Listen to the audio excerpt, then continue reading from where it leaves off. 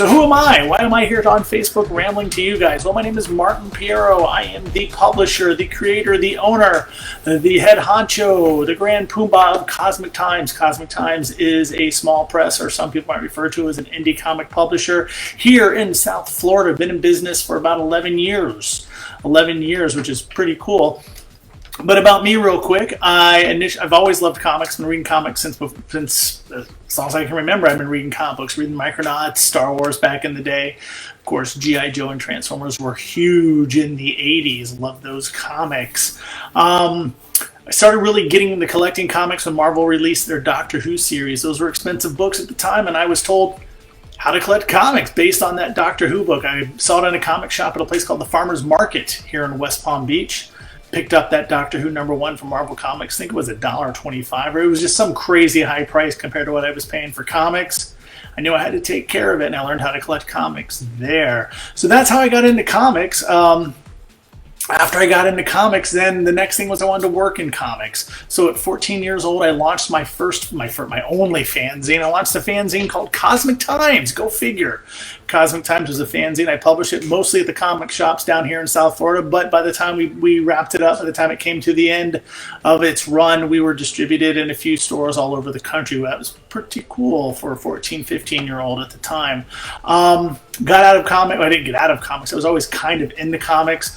Went to the Art Institute of Fort Lauderdale, studied music and television production, ended up working in almost every facet of the entertainment industry. I immediately was working in theater. Then I worked on an album, so I worked in music. Then I worked on television. I did some feature film work, ended up doing direct response commercials for a company called Dynamic Post down here in South Florida. That company went away, and I ended up with a regular 9-to-5 boring job doing IT for a law firm. After I finished doing that, I'm excited. I want to get back into making comics. I had stories I wanted to tell. I still loved comics, so I launched Cosmic Times. And gosh, 6-7 years ago now, I left the law firm to become full-time with Cosmic Times. So comics are my life, you might say. So that's who I am. And I want to talk about this DC Comics leaving Diamond thing. Now, as I said before, I've been in the industry for about 11 years. And the one complaint I've constantly heard for the past 11 years, up until about 2 months ago, is that Diamond Comics distributor sucks. Now, I have not had that experience. My experience with Diamond has been nothing but great. The brand reps I've worked with have been phenomenal. I've never had really an issue with Diamond distributors. So that's why it's surprising that all I've ever heard, I've heard from retailers that Diamond Comics sucks. And I've heard because the books come damaged, there's screw-ups at the warehouse, they send too many boxes so the shipping is too high. And then I've heard from comic publishers and comic creators that the gatekeeping at Diamond makes it too hard to get in. Diamond sucks. And then when they do get in, their books get lost in the warehouse.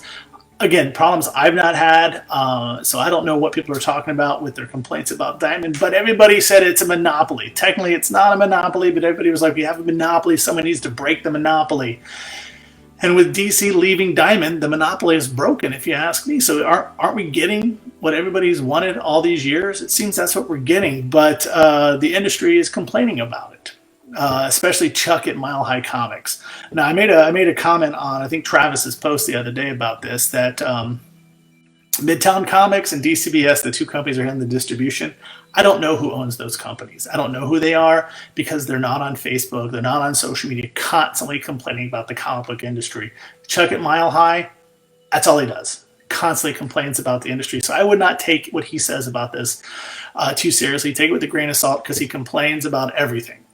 So I think this is a good move for the industry. I think this DC breaking away is good. It's going to be rough at the beginning. There's going to be a whole adjustment period because this happened very abruptly. But having an alternate distributor, it isn't that it's going to hurt Diamond or take business away from Diamond. It's going to motivate Diamond to do better because you're going to have smaller publishers looking to move from a Diamond to one of these other distributors, and Diamond's going to want to try to keep those publishers. So they're going to have to do the right thing for those publishers. Comic stores, they're going to have to, when you have IDW or one of the other companies distributed between two distributors, Diamond's going to want to keep that business. So it's going to motivate them to do better. The truth of America, the truth of capitalism is that competition breeds quality. The more competition you have, the better you have to do, the lower your prices have to be. So competition is good.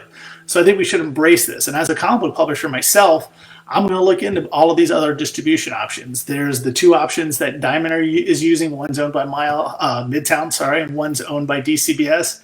Who, by the way, the guys at DCBS have been nothing but champs for me. I've known them. I've dealt with them for a few years. Great people. They've earned where they are in the industry by working hard and providing quality. What do we got here? Yeah, you can't have change. Ooh, change is scary. No, change is good. Not all change is good. Sometimes change for change's sake is a mistake. But change like this is the kind of change you need. It's the change you were asking for. Now you have it.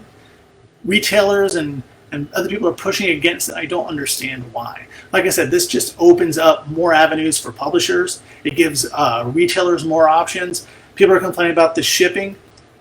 Here's how it works, though. Diamond was already, their shipping was, you would get five boxes from Diamond. Two of them have one book in them, and then others are all jammed in one box. So when you're not ordering DC from Diamond anymore, you're getting two less boxes from Diamond you don't have to pay shipping on. And then the other company will ship you those two boxes. So at the end of the day, I think the shipping is going to be a wash or just a slight increase. So that's nothing to really complain about too much. Embrace change. Change is good. Evolve. The industry needs to evolve. It's been stagnant since I've been in it. It needs to evolve. And this is that first spark of evolution in my mind. The big way it affects comic shops is the more they order, the bigger the discounts. So losing yeah, that's true. It is true and it isn't true. Diamond still can offer those discounts if they want to the retailers. I know some retailers get up to 54% discount, and that's considering what the amount Diamond takes off the top from single issues. That doesn't leave Diamond making a lot of money. We'll see if Diamond alters their discount structure, Chuck. I really think they will, because they don't want to push retailers further away. They don't want to push people further away from using Diamond. And I think if they don't keep those discounts where they pretty much are right now, those retailers are gonna start looking for other ways to get their comics. And the moment Marvel gets wind of that and jumps ship, we might see the end of Diamond altogether. But the particulars of that, I think, are still being worked out on Diamond's end, and I would not be surprised if they just lower what the requirements are to hit those discount tiers. Now, I was talking about From Blood to Kickstarter. I'm talking about Diamond. Will I take From Blood to Diamond? That's a question I've been wrestling with for the last few days. Is From Blood the kind of book that will do well in previews? Is the industry strong enough to support an independent miniseries right now? I don't know. I'm still looking at the numbers, crushing the numbers.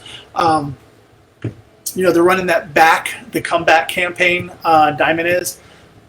Could be something I want to jump on board with, but I'm also looking at the other distributors as well. It's as a publisher, this is a strange crossroad to be standing at right now. I don't know. We might just see From Blood come out as a graphic novel or a trade paperback with Diamond, but I'm looking at options. I would like to see it come out as single issues, but I'm just not sure the industry is ready for that right now or will work. So I'm going to talk to my Diamond rep probably Monday or Tuesday and see what they think and make a decision about that. Right now, I'm just really focused on getting this Kickstarter wrapped up, getting this third issue put together. All the art's done, of course. All the lettering's done. All the coloring's done. All we really need is to put together that credits page listing all of our backers in the book. So once we get that, we'll figure out what's going to go on the back cover, and we're going to ship this thing out to be printed. Feelings in Alterna distribution. Alterna Comics, Aaron? I don't believe they are. They're self-distributing right now, aren't they? I don't believe they're with a distributor. I've looked at another smaller distributor who I've seen on Facebook, Cornerbox Distributors. I've looked at them. I'm not sure their act is quite together yet to rely on them to distribute comics. So I don't know. I'm going to go with them. I don't believe Alterna, besides doing self-distribution, are with a distributor at all. I know they left Diamond. They made a big deal about we're leaving Diamond. That's the last I heard of them. I don't know. I know my local comic shop will probably no longer be carrying Alterna Comics because of that. They're not. They don't. I'm sure they're going to have to do some dealings with some of these other distributors, but I don't think they're looking to get comics self-distributed from publishers right to their store. So if that's what you're asking about, they've launched their own distribution. Oh, have they? Not going to say anything bad about Alterna, but if this is like their printing service they were offering, I have no faith in it at all. A year ago, they offered a printing service that I talked to the guy with Peter, right? Peter Samedi. I talked to him a bunch of times about that, and it's coming. It never came. So as far as their distribution company, I don't know. I don't know anything about it. I know based on my past history with Alterna, I wouldn't have any faith in it, but I will look into it because I'm always open to new ideas. I didn't know they were doing that. This could be a problem if Alterna launches their own distribution. Cornerbox has their distribution. Midtown and DCBS have their own distribution. It could get muddled real fast. So this will be interesting to see what happens in the next 6 months, definitely. So as far as distribution goes. And again, I'm at a crossroads myself, not sure what to do. I know I want to stick with Diamond because obviously they have the most customers, but I just don't know that this is the time to launch a independent miniseries in their catalog. Well, we'll see. We'll see. You know, back the comeback hashtag. We talked about distribution, but I do want to talk about one more thing about the comic industry and Chuck's post and all the sky is falling, the Chicken Little people. Outside of Diamond Sucks, when I first got into this industry, everybody was swearing trade paperbacks are going to destroy comics. It'll be the end of comic shops. It's going to, because at that time Barnes and Nobles were everywhere, Books A Million were everywhere. There was bookstores everywhere, and they were going to put comic shops out of business because trade paperbacks were the future. Turns out, no, they weren't. It did affect the industry. It changed the industry, but comic shops kind of rolled with it. They started carrying trade paperbacks. A few years after that, everybody swore.